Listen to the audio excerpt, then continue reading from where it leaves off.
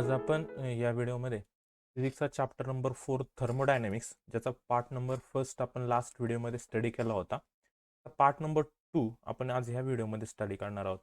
आपण लास्ट व्हिडिओमध्ये काय काय स्टडी केलं होतं? मेन बेसिक कन्सेप्ट स्टडी केले होते थर्मोडायनॅमिक्सचे. सिस्टीम सराउंडिंग बाउंड्रीज काय असतं, त्यानंतर झिरोथला पाहिला होता आणि फर्स्ट लॉ ऑफ थर्मोडायनॅमिक्सचा स्टडी केला होता. आज या व्हिडिओमध्ये आपण थर्मल इक्विलिब्रियम आणि त्याच्या रिलेटेड ज्या थर्मोडायनॅमिक प्रोसेस आहेत त्याचा आपल्याला स्टडी करायचं आहे. टोटल 7 प्रोसेसचा स्टडी आपल्याला ह्या पार्टमध्ये करायचा आहे. ओके, मग फर्स्ट थर्मोडायनॅमिक स्टेट व्हेरिएबल काय असतं ते पाहूयात. पाहता, thermodynamic is not only study of change in temperature of the system. Thermodynamics म्हणजे फक्त त्या सिस्टीमच्या काय टेम्परेचर असेल त्याच्यामध्ये जो चेंज झालाय तेवढा स्टडी करणं म्हणजे थर्मोडायनॅमिक्स नाही. ओके, ह्याच्यात अजून काय काय येतं तर हे टेम्परेचर चेंजेस बरोबर it studies about that system gain or loss energy. यामध्ये टेम्परेचर चेंज बरोबर त्या सिस्टीमची एनर्जी गेन किंवा लॉस होत असते त्याचा सुद्धा स्टडी आपण थर्मोडायनॅमिक्समध्ये करतो. ओके, आता प्रॉपर्टीज ऑफ सिस्टीम काय असतं पहा. It is nothing but state variable of system. Properties काय असतात सिस्टीमचे तर ते असतात त्याचे स्टेट व्हेरिएबल. समजलं? Defined for a system which are in equilibrium. पण अशी कोणती सिस्टीम पाहिजे याच्यासाठी? अशी सिस्टीम जी इक्विलिब्रियम पोझिशनला असेल. इक्विलिब्रियम पोझिशन म्हणजे काय? अशी एक स्टेट्स येते, आपण पाहिलं होतं ते दोन काय आपल्याकडं समजा दोन ऑब्जेक्ट आहे, याचं टेम्परेचर बरोबर आणि याचं टेम्परेचर ज्या कंडिशनला सेम होतं इक्वल होतं त्याला आपण इक्विलिब्रियम कंडिशन म्हणतो. समजलं? मग याच्यात कोणकोणते सिस्टीम व्हेरिएबलचा स्टडी केला जातो, कशावर डिपेंड असतं? तर फर्स्ट आपण पाहिलं होतं टेम्परेचर, त्याच्यानंतर pressure, volume, density, mass of system. हे जे काय 5 आहेत व्हेरिएबल याला स्टेट व्हेरिएबल म्हणतात. यावरच आपण काय करतो त्या थर्मोडायनॅमिक्सचं स्टडी करतो. टेम्परेचर असेल त्या सिस्टीमचं प्रेशर, व्हॉल्यूम, डेन्सिटी आणि mass of system. Okay, it shows characters of system or use to describe system. हे कशासाठी यूज केले जातात? त्याच्यावरून आपल्याला सिस्टीमचे कॅरेक्टर्स कळतात. आता टेम्परेचरवरून कॅरेक्टर कसं कळेल? तर कसं कळेल? सॉलिड आहे, लिक्विड आहे, गॅस आहे, बरोबर? त्यावरून आपल्याला त्याचे कॅरेक्टर कळतात. सेम ॲज प्रेशरवरून, व्हॉल्यूमवरून, डेन्सिटी आणि मास ऑफ सिस्टीमवरून आपण त्या सिस्टीमचे कॅरेक्टर्स सांगू शकतो. Okay, or use to describe system. आणि आपल्याला सिस्टीमचं डिस्क्रिप्शन पण देता येतं. अशी सिस्टीम आहे ज्याचं टेम्परेचर काहीतरी आहे, त्याचं प्रेशर, व्हॉल्यूम आपल्याला काय करता येतं? त्या सिस्टीमला पर्टिक्युलरली डिस्क्राईब करता येतं. म्हणून याला या सिस्टीमचे काय म्हणतात? स्टेट व्हेरिएबल किंवा सिस्टीम व्हेरिएबल म्हणतात. समजलं? All variables are measurable. आणि सगळे मेजरेबल आहे, याला आपण काय करू शकतो? मेजर करू शकतो. समजलं? नंतर पहा, system variables are of two ways. दोन टाईपचे सिस्टीम व्हेरिएबल असतात. एक असतात इंटेन्सिव्ह व्हेरिएबल आणि एक असतात एक्सटेन्सिव्ह व्हेरिएबल. आता इंटेन्सिव्ह व्हेरिएबल म्हणजे काय? Variable do not depends upon size of system. ज्या सिस्टीमच्या साईजवर डिपेंड नसतात त्याला म्हणतात इंटेन्सिव्ह व्हेरिएबल. आणि जे सिस्टीमच्या साईजवर डिपेंड असतात त्याला आपण म्हणतो एक्सटेन्सिव्ह व्हेरिएबल. नीट लक्षात ठेवायचं काय? इंटेन्सिव्ह व्हेरिएबल म्हणजे जे सिस्टीमच्या साईजवर डिपेंड नसतात ते इंटेन्सिव्ह, आणि जे सिस्टीमच्या साईजवर डिपेंड असतात ते एक्सटेन्सिव्ह. समजले? इंटेन्सिव्ह आणि एक्सटेन्सिव्ह व्हेरिएबल काय असतात?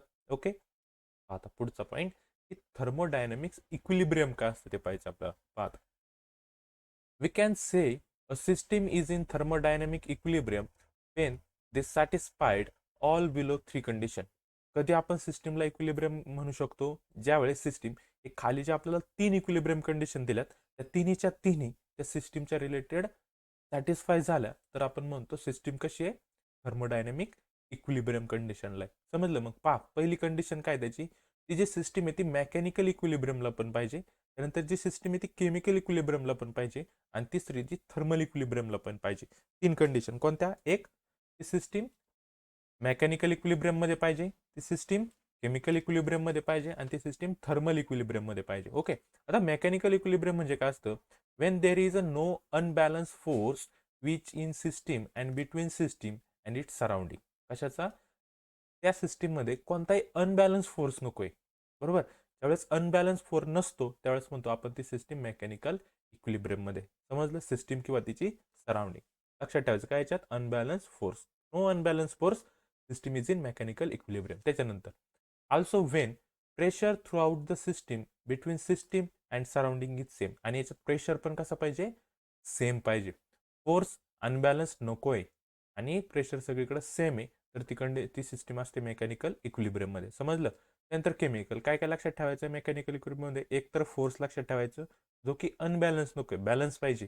आणि दुसरा प्रेशर लक्षात ठेवायचं, प्रेशर काय पाहिजे सगळीकडं सेम पाहिजे. त्यानंतर केमिकल इक्विलिब्रियम पहा.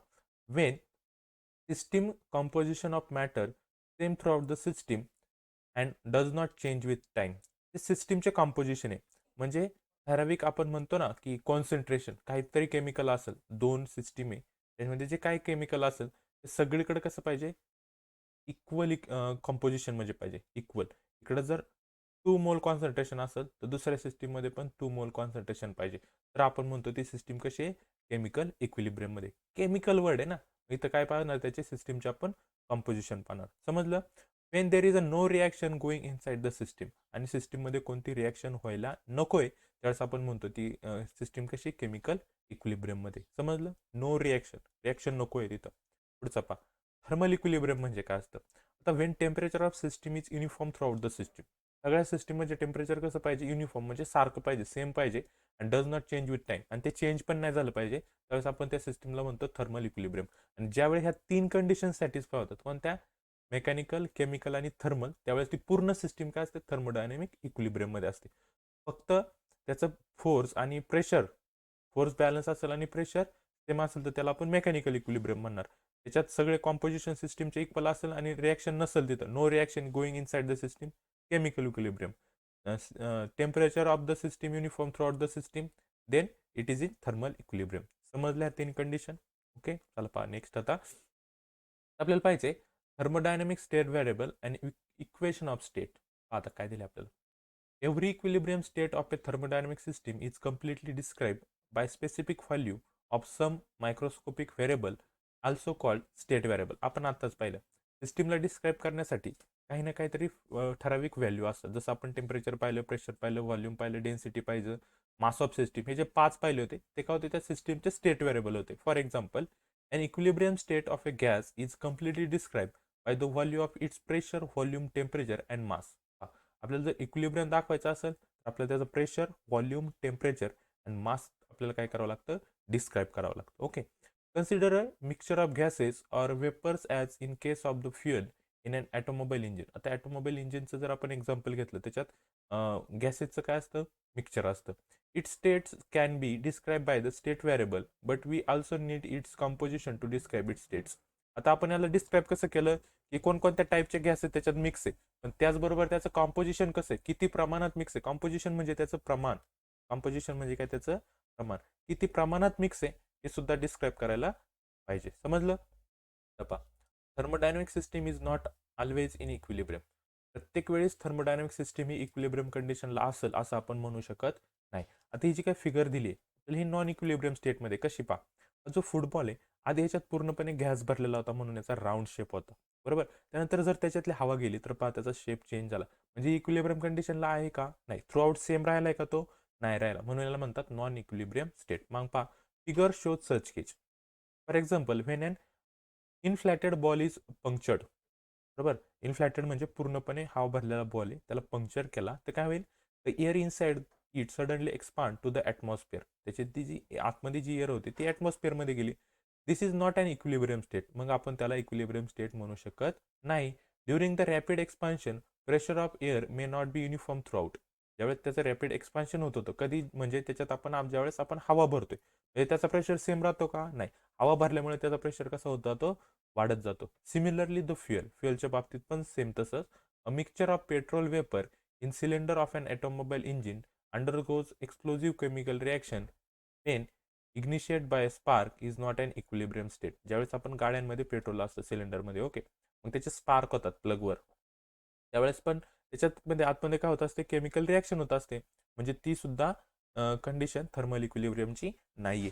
दिस is because its temperature and pressure are not uniform. का, तर त्याचे टेम्परेचर अँड प्रेशर युनिफॉर्म राहत नाही, कारण त्याच्या आतमध्ये कंटिन्युअसली रिॲक्शन होत असते. The system which is not in equilibrium, अशा सिस्टीम ज्या इक्विलिब्रियमला नसतात, cannot be describe in terms of the state variable. त्याला आपण स्टेट व्हेरिएबलमध्ये डिस्क्राईब करू शकत नाही. कोणाला स्टेट व्हेरिएबलमध्ये डिस्क्राईब करू शकतो, ज्या ज्या सिस्टीम आहे त्या काय पाहिजे, थर्मल इक्विलिब्रियमला पाहिजे, तरच आपण त्याला स्टेट व्हेरिएबलमध्ये डिस्क्राईब करू शकतो. समजलं?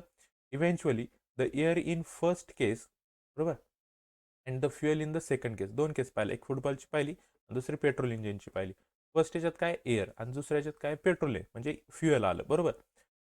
Can reach a uniform temperature and pressure and attain thermal and mechanical equilibrium with its surrounding. मग पहिली जर पाहिली तर मेकॅनिकल इक्विलिब्रियम मध्ये जाते आणि दुसरी जर पाहिली तर थर्मल इक्विलिब्रियम मध्ये जाते.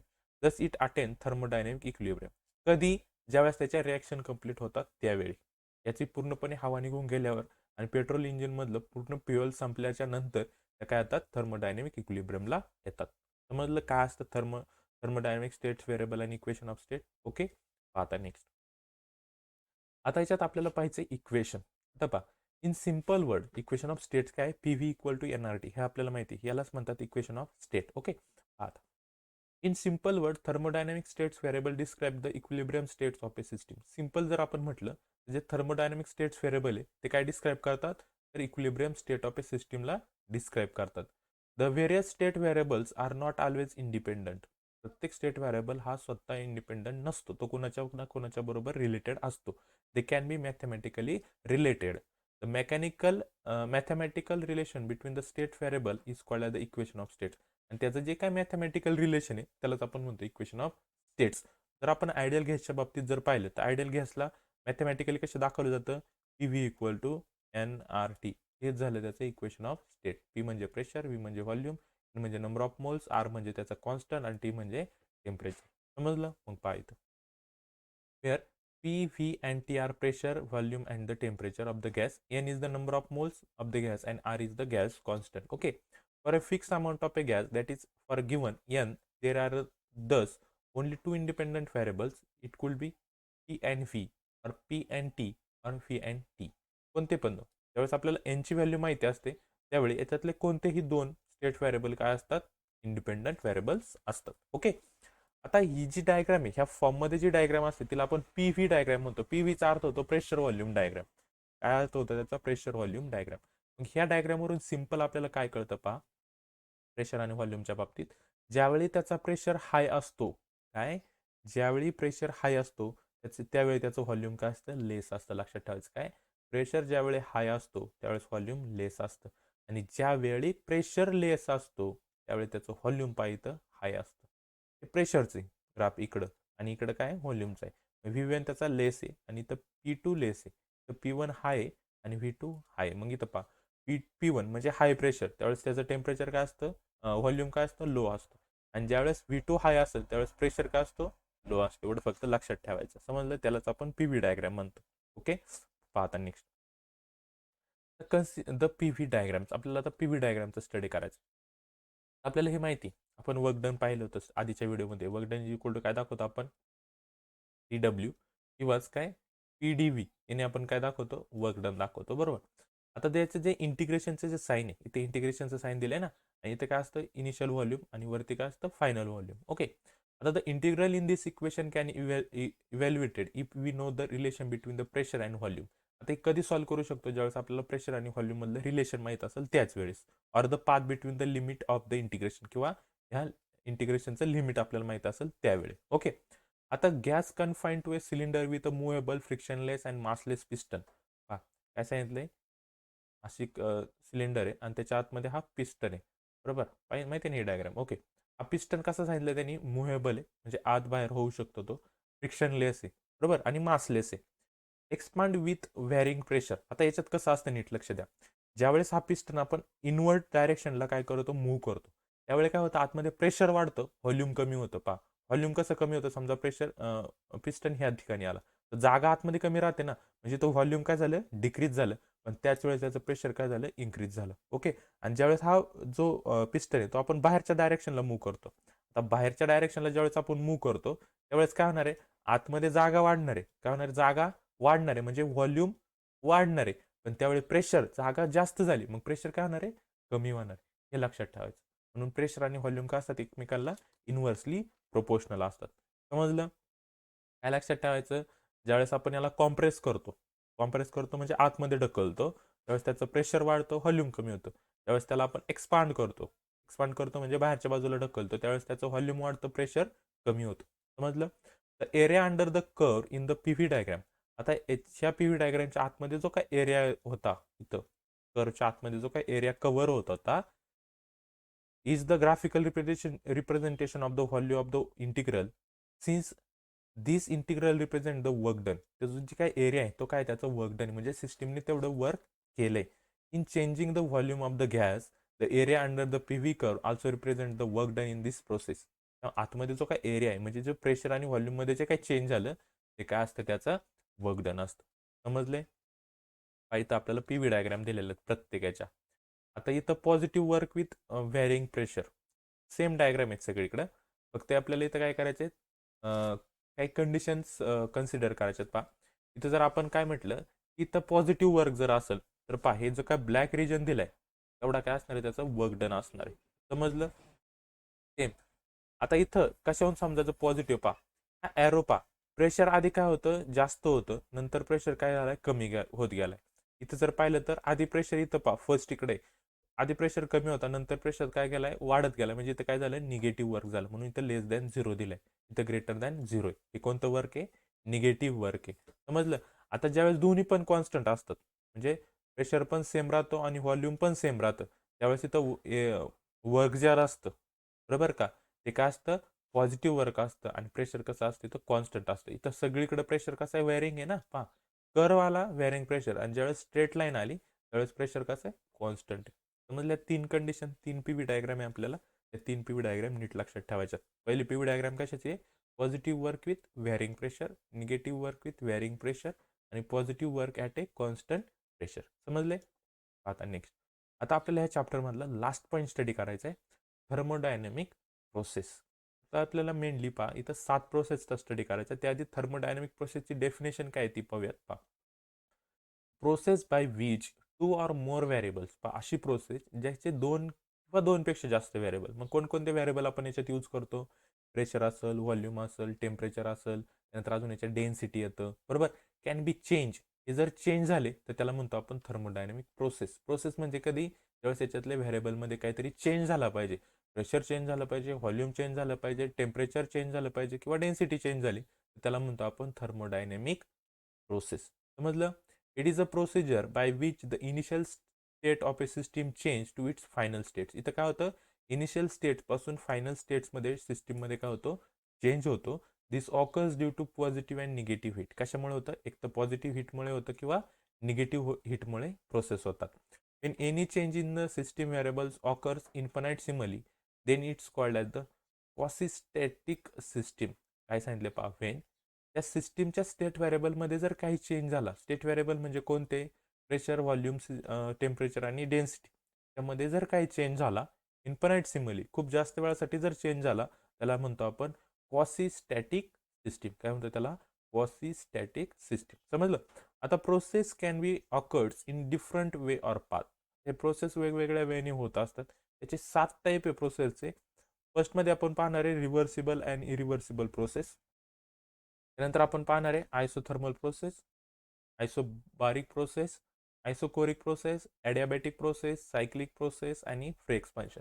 सगळे सिम्पल प्रोसेस आहेत. नीट फक्त पहा आपण केमिस्ट्रीच्या 4th लेसनमध्ये सुद्धा याचा स्टडी केलेला आहे. पहा आता रिव्हर्सिबल आणि इरिव्हर्सिबल प्रोसेस त्यात फर्स्ट आहे आपल्याला इरिव्हर्सिबल प्रोसेस. आता इरिव्हर्सिबल प्रोसेस म्हणजे काय? When any two object is at the thermal equilibrium. कधी होते ही प्रोसेस? ज्यावेळेस दोन ऑब्जेक्ट काय पाहिजे थर्मल इक्विलिब्रियमला पाहिजे. They cannot reverse back into their original state. ते जर त्याच्या ओरिजिनल स्टेटला येत नसेल तर त्या प्रोसेसला आपण म्हणतो इरिव्हर्सिबल प्रोसेस. काय म्हणतो त्या प्रोसेसला आपण? Irreversible process. आणि याच्यात त्याची इनिशियल स्टेट्स आपल्याला परत भेटत नाही म्हणजे initial state cannot be reverse. समजलं? त्याला म्हणतो आपण इरिव्हर्सिबल प्रोसेस. पाया डायग्राम मध्ये या डायग्राम मध्ये जर आपण पाहिलं इरिव्हर्सिबल प्रोसेसची ही पीव्ही डायग्राम आहे. ओके या डायग्राम मध्ये आपल्याला सिस्टीमची इनिशियल स्टेट्स कधीही भेटणार नाही. फक्त डायग्राम लक्षात ठेवायची. विचारलं आपल्याला इरिव्हर्सिबल प्रोसेस तर ही डायग्राम काढून हे छोटंसं फक्त त्याची डेफिनेशन आहे तेवढी लिहायची. नंतर per reversible process if initial states of the object can achieve by some process. जर आपल्याला त्या ऑब्जेक्टची इनिशियल स्टेट परत भेटत असेल तर त्याला आपण म्हणतो रिव्हर्सिबल प्रोसेस. डायग्राम मध्ये पण कळतं पहा. आता ह्याचा वे हा होता बी टू ए जाण्याचा वे हा होता तो त्याच वेने परत बॅक आलाय का रिव्हर्सिबल प्रोसेसला? नाही. त्यांनी दुसरा वे शोधलाय. बरोबर बरोबर त्याला म्हणतो आपण इरिव्हर्सिबल प्रोसेस. ह्या प्रोसेसमध्ये पहा जातानाचा वेग आणि येतानाचा वेग काय होता, एकच होता. त्याला म्हणतो आपण reversible process. Okay, this process is called as the reversible process. These are ideal process. ह्या प्रोसेस कशा असतात, आयडियल असतात. दे आर स्लो प्रोसेस, आणि ह्या रिव्हर्सिबल असल्यामुळे कशा असतात, स्लो असतात. त्याची इरिव्हर्सिबल प्रोसेस ह्या फास्ट असतात. Okay, there are slow process and no loss of energy is done. आणि इथं कोणत्याही टाईपची एनर्जी लॉस होत नाही. आणि treated in reverse in direction. आणि होते कशी, रिव्हर्स डायरेक्शनला होते. परत ही होते का रिव्हर्स डायरेक्शनला, नाही. बरोबर, याचा रिव्हर्स डायरेक्शन होत नाही. तसं ह्या सिस्टीममध्ये रिव्हर्स डायरेक्शन होते. समजलं, इरिव्हर्सिबल आणि रिव्हर्सिबल प्रोसेस. ओके, आता कॉजेस ऑफ इरिव्हर्सिबिलिटी. इरिव्हर्सिबल प्रोसेस का होती, त्याची काय कारणे आहेत, त्याचे दोन मेन रिझन आहे. पहा, फर्स्ट आहे, many process such as a free expansion or an explosive chemical reaction takes the system to non equilibrium state. पहिले काय, ती जी काही फ्री एक्सपान्शन असेल किंवा एक्सप्लोजिव्ह केमिकल रिॲक्शन्स असतील, ह्या नॉन इरिव्हर्सिबल असतात. हे काय करतात, सिस्टीमला नॉन इक्विलिब्रियमला घेऊन जातात. आणि रिव्हर्सिबल प्रोसेस कधी होते, ज्यावेळेस ती सिस्टीम इक्विलिब्रियम पोझिशनला असेल. आता ही नॉन इक्विलिब्रियमला गेली, त्याच्यामुळे इथं काय होणार आहे, इरिव्हर्सिबल प्रोसेस असणार आहे. समजलं. दुसरं कारण आहे, most process involve friction, viscosity और some other dissipative forces.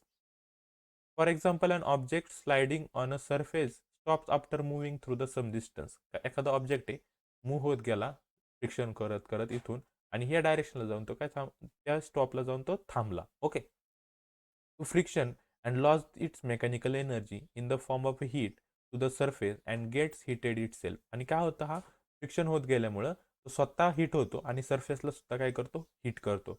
The dissipative force are always present everywhere and can be minimized at best but cannot be fully eliminated. आणि याचा जो काय डिसिपेटिव्ह फोर्स होता, बरोबर, हा फुल्ली आपण इलिमिनेट करू शकत नाही. म्हणून ही प्रोसेस कशी असते, इरिव्हर्सिबल असते. समजलं, ही दोन कारणे ज्याच्यामुळे इरिव्हर्सिबिलिटी होते. ओके, त्यानंतर पुढे पहा, रिमेंबर दिस मध्ये काय लक्षात ठेवायचं, पहा, रिव्हर्सिबल आणि इरिव्हर्सिबल मध्ये all spontaneous natural process are irreversible. ज्या काही नॅचरल प्रोसेस असेल, स्पॉन्टेनियस नॅचरल प्रोसेस ह्या इरिव्हर्सिबल असतात. For example, it always flows from higher temperature to lower temperature its own. कायम हीट ही हायर टेम्परेचर टू लोअर टेम्परेचरच flow होते. कधी ही हीट आता हायरकडून लोअरकडे गेली, म्हणून लोअरकडून ती हायरकडे कधी येणार आहे का, नाही. म्हणून ही झाली irreversible process. We can say that an irreversible process gives us the preferred direction of thermodynamic process. आपल्याला एक पर्टिक्युलर डायरेक्शन भेटत असते. हायर टू लेवल ही फिक्स डायरेक्शन असते, त्याला आपण इरिव्हर्सिबल प्रोसेस म्हणतात. आणि irreversible process can be said to be unidirectional, म्हणजे एकच डायरेक्शन असते, त्याला युनिडायरेक्शनल म्हणतात. आणि इरिव्हर्सिबल प्रोसेस कशी असते, युनिडायरेक्शनल असते. ओके, तुम्हाला रिव्हर्सिबल प्रोसेस आणि इरिव्हर्सिबल प्रोसेसमध्ये डिफरन्स विचारू शकतात. तर फर्स्ट पॉईंट त्याची डेफिनेशन लिहिणार आहे तुम्ही. ओके, सेकंड पॉईंट लिहायचा की रिव्हर्सिबल प्रोसेस ही डायरेक्शनल असते, बाय डायरेक्शनल. आणि याचा सेकंड पॉईंट ही युनिडायरेक्शनल असते. इथं लॉस ऑफ एनर्जी होत नाही, इथं लॉस ऑफ एनर्जी होते. आणि फोर्थ पॉईंट लिहा, ही फास्ट प्रोसेस आहे आणि आपली स्लो प्रोसेस आहे रिव्हर्सिबल, आणि इरिव्हर्सिबल ही स्लो प्रोसेस आहे. समजलं. त्यानंतर पहा पुढचा, आता assumption for discussion of thermodynamic process. काय अजम्पशन दिलेत आपल्याला, पहा. We will be discussing various type of a thermodynamic system in the following section. याच्यात आपण काही सिस्टीम पाहणार आहे. Here are the assumption we make for this discussion. पहा, the majority of the thermodynamic process will be discussing in the following section are reversible. जे काय आपण जास्त करून जे सिस्टीम पाहतो त्या कशा असतात, रिव्हर्सिबल असतात. That is they are quasistatic in nature. आणि ज्या रिव्हर्सिबल असतात त्याला आपण क्वास्टिस्टॅटिक म्हणतो. हा वर्ड लक्षात ठेवायचा, रिकाम्या जागांना विचारू शकतो. क्वास्टिस्टॅटिक आपण मगाशी पण पाहिलं. Okay, they are extremely slow. ह्या प्रोसेस स्लो असतात. And the system undergoes infinitesimal change at every stage except the adiabatic process. The system is therefore in thermodynamic equilibrium during all the changes. काही पण change होऊन द्या, ही system कशी राहते, thermal इक्विलिब्रियमला राहते. समजलं, कोणती, रिव्हर्सिबल असेल ती. आता पहा, the system involve in all the process is an ideal gas enclose in a cylinder having the movable. आता जी काय आपण याच्यातली सिस्टीम पाहणार आहे ती सेम असणार. एक आयडियल गॅस असणार, एक सिलेंडर असणार आहे, त्याला फ्रिक्शनले एक मुव्हेबल आणि मासलेस पिस्टन बसवलेला असणार. समजलं. Depending on the requirement of the process the all of the cylinder can be good thermal conductor. फक्त त्याची जी ऑल असणार आहे सिलेंडरची, ती कशी असणार आहे, थर्मल कंडक्टरची असणार आहे. समजलं. फॉर अन आयसोथर्मल प्रोसेस और कॅन बी थर्मली इन्सुलेटेड, किंवा ती इन्सुलेटेड सुद्धा असू शकते. एवढा एक चेंज असेल. आणि थर्ड याच्यात असणार आहे काय, the ideal gas equation is applicable to system, आणि याला प्रत्येक सिस्टीमला P V equal to N R T हे आयडियल गॅस इक्वेशन काय होणार आहे, ॲप्लिकेबल असणार आहे. त्या तीन काय अजम्पशन आहेत ते लक्षात ठेवायचे. फक्त कोणती सिस्टीम पाहिली तर लक्षात ठेवायचं काय, त्याला एक सिलेंडर, एक मूवेबल, फ्रिक्शनलेस आणि मासलेस पिस्टन असतं रे, त्याचं एक इक्वेशन असणार. पुढं फक्त पुढं प्रत्येक प्रोसेसमध्ये लक्षात ठेवायचं की अजम्पशन दिलेत आपल्याला. ओके, पुढची प्रोसेस आहे आयसोथर्मल प्रोसेस. आता आयसोथर्मल नाव आलं की लक्षात ठेवायचं तर टेम्परेचर झिरो असणार आहे. टेम्परेचर काय असणार आहे, झिरो. थर्मल म्हणजे टेम्परेचरच्या रिलेटेड आहे. टेम्परेचर काय असतं, कॉन्स्टंट असतं. ओके, आता process in which change in pressure and volume takes place. इथं फक्त प्रेशर आणि व्हॉल्यूम चेंज होतं आणि टेम्परेचर कसं असतं, कॉन्स्टंट असतं. त्याला म्हणतात आपण थर्मोडायनामिक आयसोथर्मल प्रोसेस म्हणतो. काय म्हणतो आपण, थर्मोडायनामिक आयसोथर्मल प्रोसेस. कधी, त्यावेळेस प्रेशर आणि व्हॉल्यूम चेंज असेल पण टेम्परेचर कॉन्स्टंट असेल, त्याला म्हणायचं थर्मोडायनामिक आयसोथर्मल प्रोसेस, म्हणजे that is delta T equal to zero. आता हिअर फॉर आयसोथर्मल कंडिशन आपण हे कंडिशन आपण पाहिले अजम्पशन हे एकच. आपण काय करणार, ह्याच इक्वेशन करणार, सॉल्व्ह करणार आहे. काय equation, P V equal to N R T. Okay, आता इथं जर पाहिलं आपण टेम्परेचर झिरो आहे म्हणजे पी व्ही इक्वल टू इथं काय होणार आहे, N into R into zero, म्हणजे टोटल टर्म झिरो झाली. म्हणजे पी व्ही इक्वल टू काय आलं इथं, कॉन्स्टंट, कारण टेम्परेचर इथं कॉन्स्टंट आहे म्हणजे काय झालं, झिरो. बरोबर. आता पी व्ही आहे डायरेक्ट आहे. इनिशियलसाठी घेतलं तर पी आय व्ही आय आणि फायनलसाठी घेतलं तर पी एफ व्ही एफ असणार आहे. ओके, फॉर इनिशियल स्टेट आणि फायनल स्टेट. आता हे कॉन्स्टंट आहे.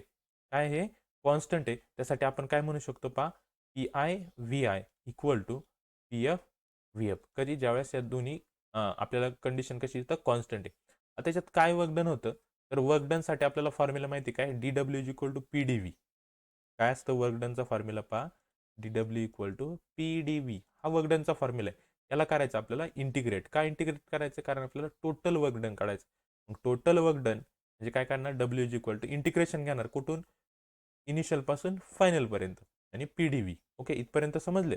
आता पुढं पहा, आता पी व्ही, आता प्रत्येकाला काय केलं आपण, पी डी व्ही होतं ना, काय होतं आपलं, डब्ल्यू equal to integration v i to v f, p d v होतं. प्रत्येकाला इथं multiply and divided by v करा. मग पहा, मल्टिप्लाय अँड डिवायडेड बाय जर व्ही केलं तर काय होणार, इथं इंटिग्रेशनच्या आतमध्ये p v into d v आपण व्ही केलंय. Multiply and integrate, multiply and divided by v. Okay, आता आपल्याला इक्वेशन माहिती आहे आपलं, p V equal to N R T असतं. हे इथं जो पी व्ही त्याच्याऐवजी एन आर टी पुट केला. बरोबर. इंटिग्रेशन काढायचे, एनआरटी तर कॉन्स्टंट आहे, मग इंटिग्रेशन साईनच्या बाहेर येणार. आला एनआरटी बाहेर, आतमध्ये काय राहिलं फक्त वन आपण व्ही इंटू डी व्ही. बरोबर. याचं इंटिग्रेशन जर घेतलं, इंटिग्रेशन कसं घेतो आपण, आधी पुट करतो लोअर अप्पर लिमिटवरती आणि खाली लोअर लिमिट पुट करतो. मग पहा, डब्ल्यू इज इक्वल टू इंटिग्रेशन काढलं आय एन, हे सुद्धा एक इंटिग्रेशनचा फॉर्म आहे. बरोबर. मग एनआरटी तसाच हे इंटिग्रेशनला रिमूव्ह केलं, काय केलं, आय एन टाकला आणि काय केलं, त्याचं हे लिमिट पुट केलं, व्ही एफ आपण व्ही आय. पहा, त्यावेळेस इंटिग्रेशन लिमिट रिमूव्ह करतो त्यावेळेस त्याचे लिमिट काय होतात, रिमूव्ह होतात, असं इन लिहितात. आणि वरचं जे अप्पर लिमिट आहे ते वरती आणि लोअर लिमिट आहे ते खाली पुट करतात. समजलं इंटिग्रेशनमध्ये. इथपर्यंत कळलं. हे इक्वेशन कसं आलं ते सिंपल. आपण फक्त काय घेतलं होतं, गॅस कॉन्स्टंट घेतला होता इक्वेशन, त्याच्यात टेम्परेचर कॉन्स्टंट होतं. कॉन्स्टंट असल्यामुळे इनिशियल आणि फायनल इक्वल झालं. मग आपण वर्कडन काढलं, वर्कडनला टोटल वर्कडन काढण्यासाठी इंटिग्रेशन घेतलं, divide and multiply by v केलं. त्या इक्वेशनमध्ये काय केलं आपण, p V equal to N r टीची व्हॅल्यू पुट केली, पी व्हीच्या ऐवजी एन आर टी कॉन्स्टंट होतं बाहेर काढलं, इंटिग्रेशनच्या आतमध्ये वन आपण व्ही राहिला आणि व्हॅल्यू फक्त पुट केलं इंटिग्रेशनचा साईन रिमूव्ह करून. आता फॉर आयडियल गॅस पहा, डिपेंड्स ऑन टेम्परेचर. आयडियल गॅसमध्ये हे टेम्परेचरवर डिपेंड असतं. मग इथं काय घेणार आहे आपण, डेल्टा टी तर आपला झिरो आला. तर डेल्टा टी जर झिरो आला तर ती एनर्जी सुद्धा काय असते, इंटरनल एनर्जी झिरो, कारण टेम्परेचर जर झिरो असेल तर त्याची इंटरनल एनर्जी सुद्धा काय असते, झिरो असते. मग आपल्याकडे एक इक्वेशन आहे इंटरनल एनर्जी, काय, delta you equal to Q minus W. आपण पार्ट वन मध्ये पाहिलं होतं इक्वेशन. त्याच्यात जर व्हॅल्यू पुट केल्या, डेल्टा यूची व्हॅल्यू झिरो इक्वल टू काय आला, क्यू मायनस डब्ल्यू. म्हणजेच काय आला, मायनस डब्ल्यू इकडे पाठवला तर क्यू इक्वल टू काय झाला, डब्ल्यू झाला. मग आपल्याला इथे इंटरनल एनर्जीचं सुद्धा इक्वेशन भेटलं, काय, Q internal energy equal to total work done equal to काय, N R T in W F आपण व्ही एफ आपण व्ही आय. समजलं. हे काय होतं आपली आयसोथर्मल प्रोसेस. आपल्याला याच्यातून काय भेटलं, त्याचं इक्वेशन भेटलं. समजलं. आणि ही त्याची डायग्राम फक्त नीट लक्षात ठेवा. तुम्हाला जर प्रोसेस विचारली, आयसोथर्मल प्रोसेस असेल, रिव्हर्सिबल, रिव्हर्सिबल, त्याचे सगळे सिम्पलमध्ये मी तुम्हाला शॉर्टमध्ये करून दिले, कारण बुकमध्ये खूप काय काय दिलं याच्यात. त्याच्यामुळे हे नीट डेरिव्हेशन करा, विचारले जातात 7 प्रोसेसपैकी कोणते 2 ते 3 प्रोसेस एक्झामला फिक्समध्ये विचारतात. ओके, आता ही होती आपली कोणती आयसोथर्मल प्रोसेस. नीट सॉल्व करायचे, ही डायग्राम नीट लक्षात ठेवायची आणि ॲज इट इज लिहायचे. ओके, असंच्या असं लिहा, मी जसं दिलंय तसं. त्यानंतर पुढचा पहा, याच्यात काय लक्षात ठेवायचं पहा. For isothermal process p V हा कॉन्स्टंट असतो, आपण पाहिलं डेल्टा टी 0 असतो, इंटरनल एनर्जी 0 असते. इंटरनल एनर्जी 0 असते म्हणजे क्यू इक्वल टू पी असतो. वर्क डन आपला असतं पी व्ही डब्ल्यू equal to p d v, म्हणजे डेल्टा व्ही पण आपण त्याला लिहू शकतो. आणि आयसोथर्मल चेंज ही काय असतो, व्हेरी स्लो असतो. एवढंच लक्षात ठेवायचं. समजलं. नेक्स्ट पाहता आयसोबारिक प्रोसेस. आयसोबेरिक प्रोसेस जर म्हटलं याच्यात काय लक्षात ठेवणार तुम्ही, प्रेशर 0 असतो. प्रेशर का असतो 0. Isothermal temperature 0. आयसोबारिक बार आहे, बार म्हणजे प्रेशर मेजर करतो ना आपण, प्री डेल्टा पी काय आला इथं 0 आला. समजलं. Process when there is a constant pressure, इथं काय असणार, प्रेशर कॉन्स्टंट असणार आहे. Isobar is a different type of a map to measure pressure. Isobar हा प्रेशर मेजर करण्यासाठी वापरला जातो. For this process none of the below will 0. काय काय 0 नसणार आहे, आपली इंटरनल एनर्जी 0 नसणार आहे, कारण इथं टेम्परेचर 0 नाही आहे. मग इंटरनल एनर्जीचा डेल्टा यू 0 नाही, क्यू 0 नसतं आणि वर्क डन सुद्धा इथं 0 नसतं. For isobaric process delta P equal to 0. इथं आपण डेल्टा पी गेला म्हणजे व्हॉल्यूम आणि टेम्परेचर राहिलं.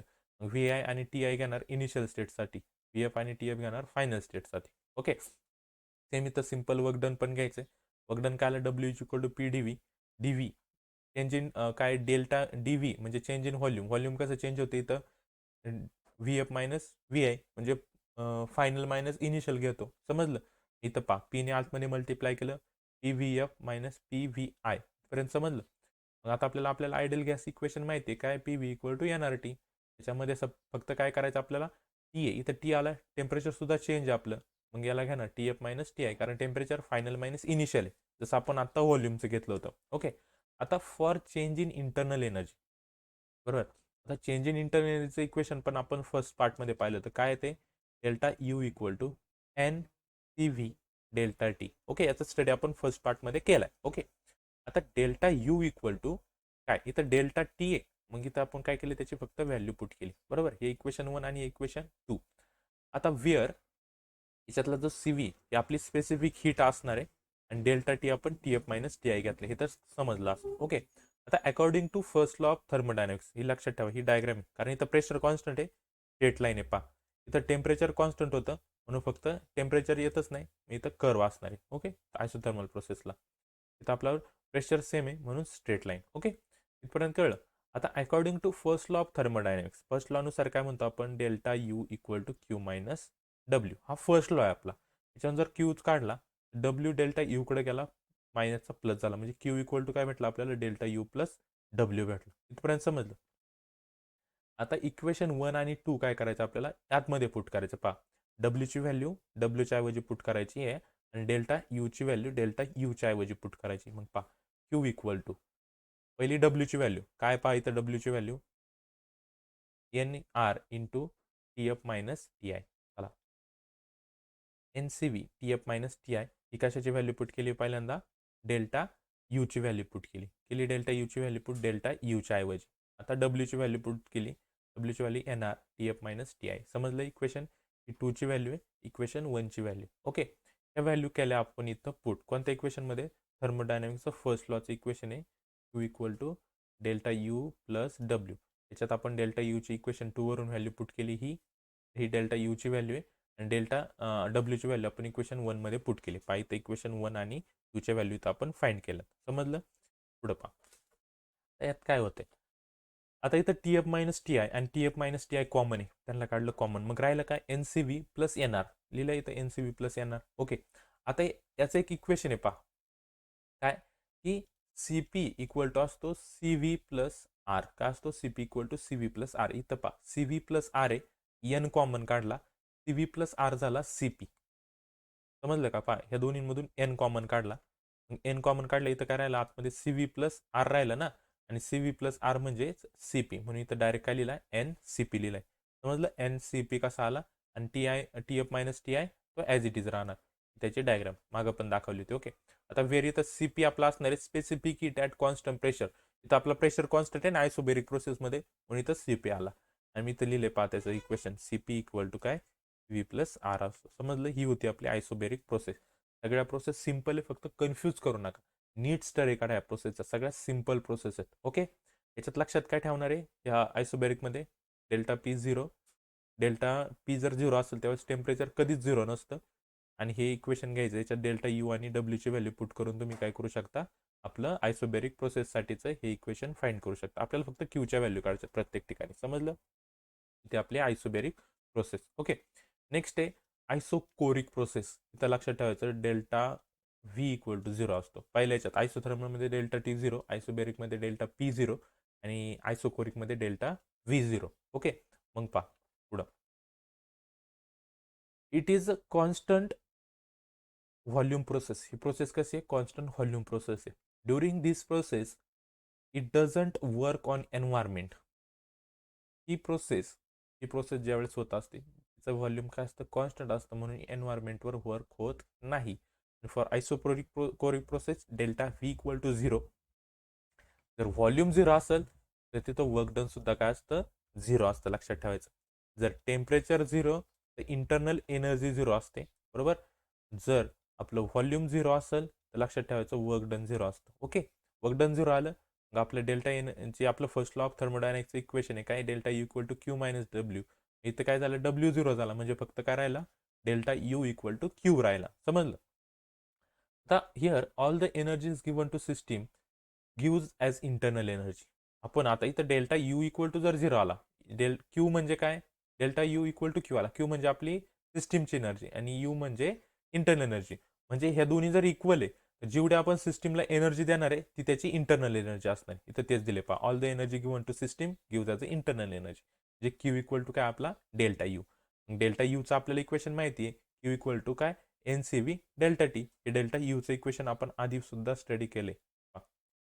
डेल्टा यू इक्वल टू इंटरनेटचे N C V delta T, ते इक्वेशन आपण इथं यूज केलं, N C V delta T. Okay, मग पहा from the first law of thermodynamics. काय first law of thermodynamics, Q equal to delta you plus W. त्यात आपण डब्ल्यूची व्हॅल्यू झिरो पुट केली, त्याच्यावर आपल्याला ही यूची व्हॅल्यू भेटली काय, N C V delta T. Okay, हे डायरेक्ट इथून आणि डायरेक्ट काय लिहायचं पण फर्स्ट लॉ ऑफ थर्मोडायनॅमिक्स आणि पुट करायचं. सिम्पल आहे. याच्यात लक्षात काय ठेवणार, डेल्टा यू झिरो असणार आहे, वर्क डन झिरो असणार आहे, म्हणून internal energy equal to system energy असणार आहे, temperature is not equal to zero.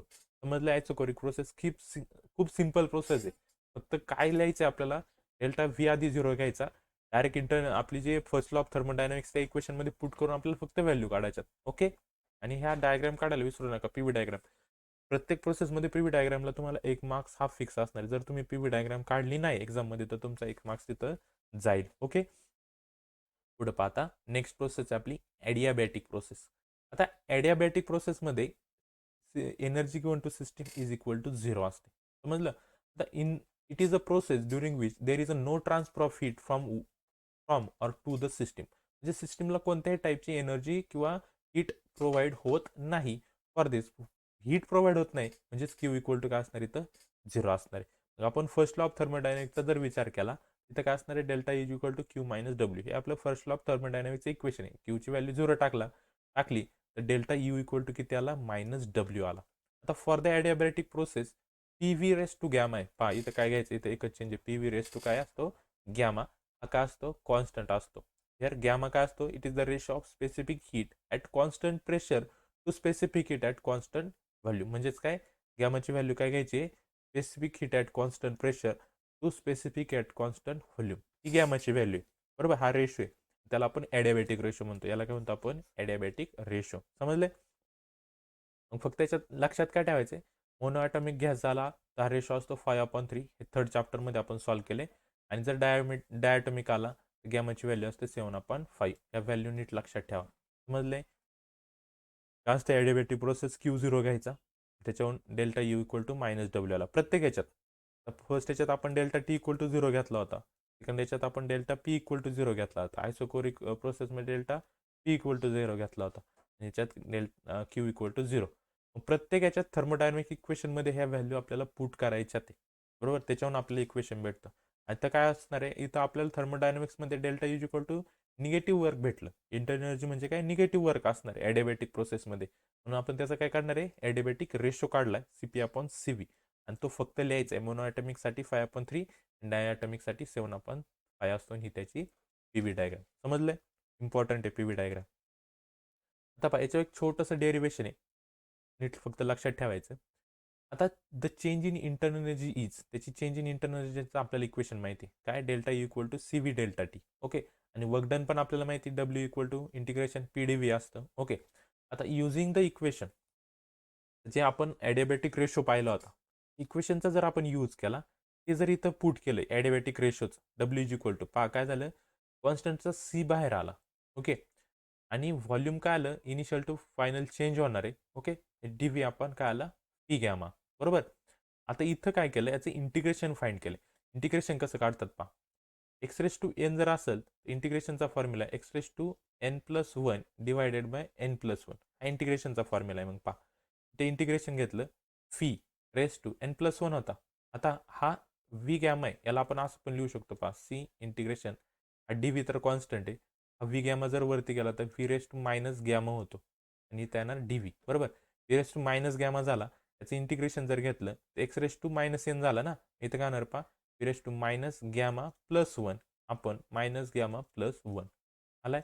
त्याला उलटं करून लिहिलं, प्लस वन पुढे गेला म्हणजे काय झाला, वन प्लस गॅमा झालाय. ओके. फक्त इंटिग्रेशन सॉल्व्ह केलं. इथं कॉन्स्टंट बाहेर घ्या, आलाय बाहेर.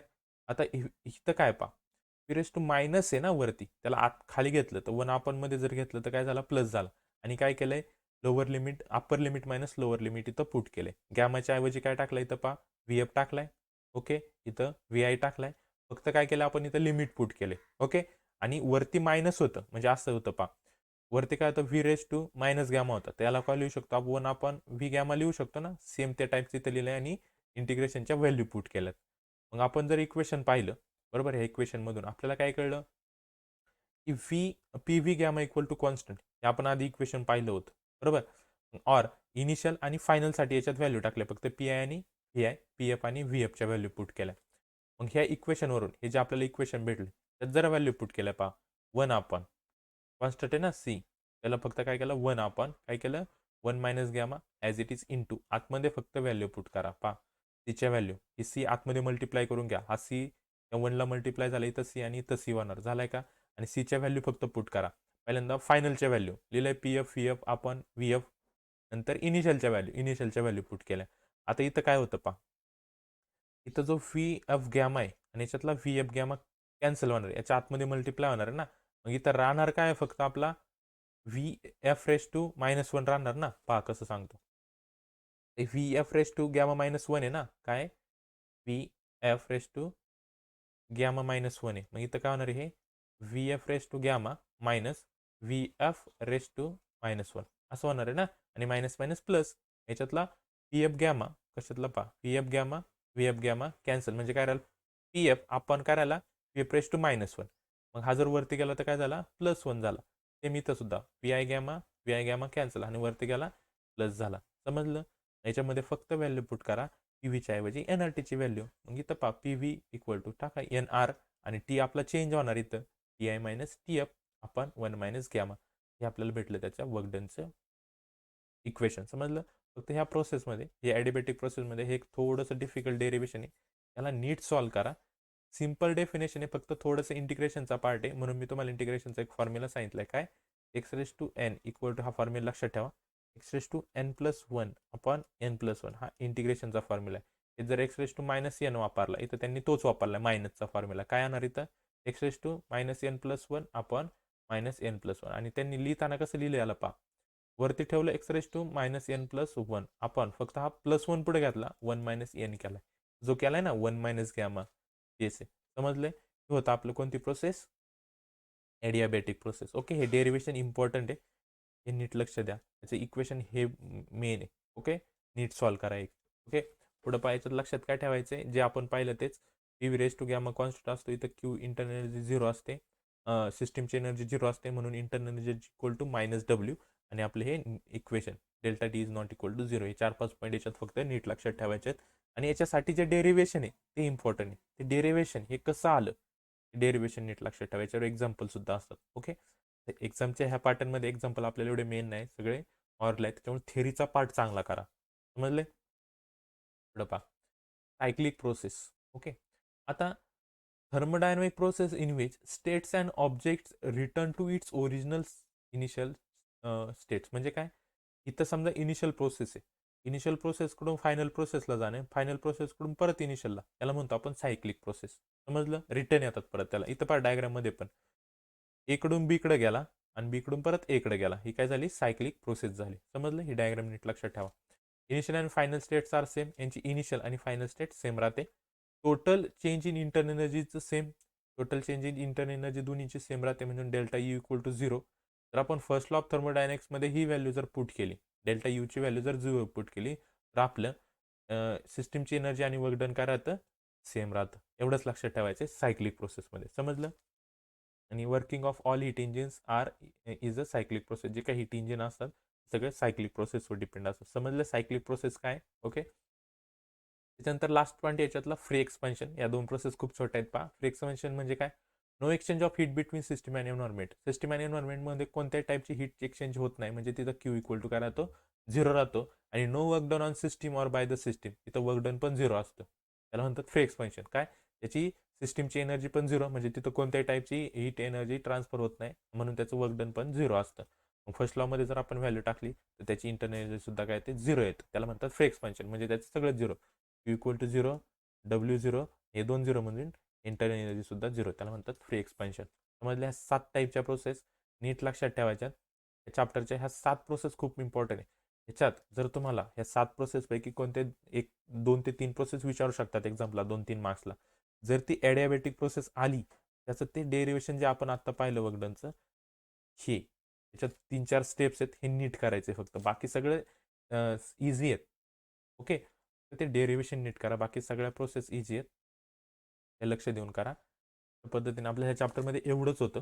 बाकीचा पार्ट आपला डिलीट केलेला आहे. एवढाच स्टडी करायचं, जेवढं मी दिलं नोट्समध्ये तेवढाच स्टडी करा. समजलं. त्याच्यानंतरच्या व्हिडिओमध्ये आपण नेक्स्ट चॅप्टर घेऊया.